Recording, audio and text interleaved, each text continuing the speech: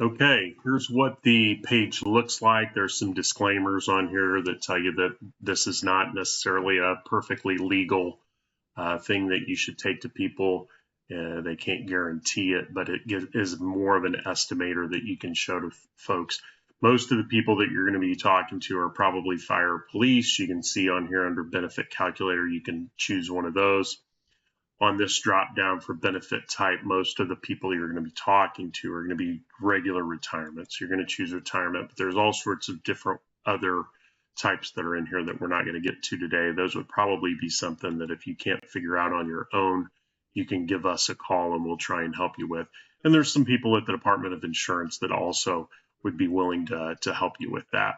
If it's a person who has worked at more than one department, whether it's fire or police, and they are able to have some reciprocity from that, you would check this box right here. And what that'll do is give you more options as far as entering in their dates and all of that kind of stuff so that you can get an accurate portrayal of what their actual retirement is going to be. I'm just going to use myself on here.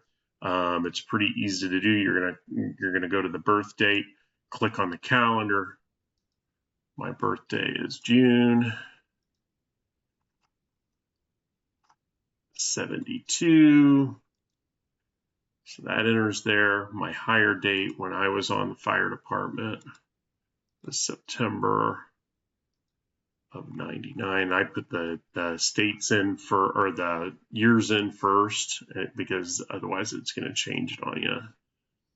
And then I'm going to act as though I'm retiring in the future. So let's say that I'm going to retire on September. I want it to be after my anniversary date. So let's say that I'm going to retire on September 14th of this year. Now, the next part is this effective date of benefit. It's always going to be the day after this, unless there's something super weird. But 9 times out of 10, whatever your retirement date is, your effective date of benefit is that day following there.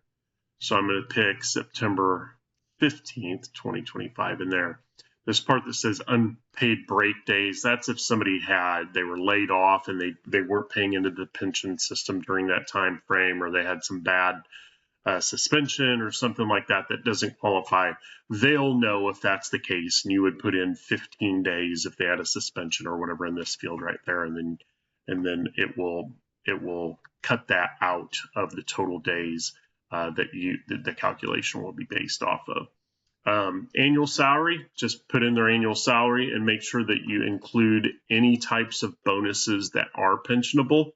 There's several that aren't. Most of the participants, most of the firefighters or police officers that you're going to talk to are going to know what those are as far as if they get any types of bonuses that are pensionable. And then this part, it's the report information optional. You don't have to put that in there. We don't really care. When they do it on their own, if they want to do it, that's fine. But then you can see the button right here that says calculate benefit. We click on that. It gives you a benefit summary down below here. It says I'm fire, regular retirement, no reciprocity, my birthday. We make sure my hire date is right, my retired date is right, that this day is the day after my retired date, what my annual salary was on the day that I retired. And then this gives us our creditable service, which is 26 years, 0 months, and 2 days for the example that we're using here. And then it'll tell you your initial benefit date and the amount of money. 65% of 100,000 is what I would have earned at that point.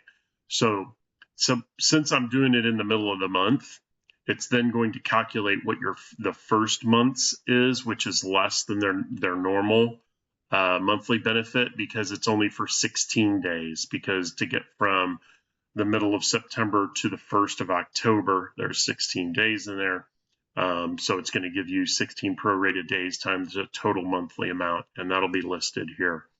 Then we go down here and it gives you the actual benefit schedule. Okay, the first benefit, your monthly benefit, you can see right here would be $5,416.67. And since I wouldn't be 55 years of age, it won't give you your first increase until the month after you turn 55, because you're not eligible for any increases, any COLAs, until after your 55th birthday. So for me, I wouldn't turn 55 until June 24th of 2027.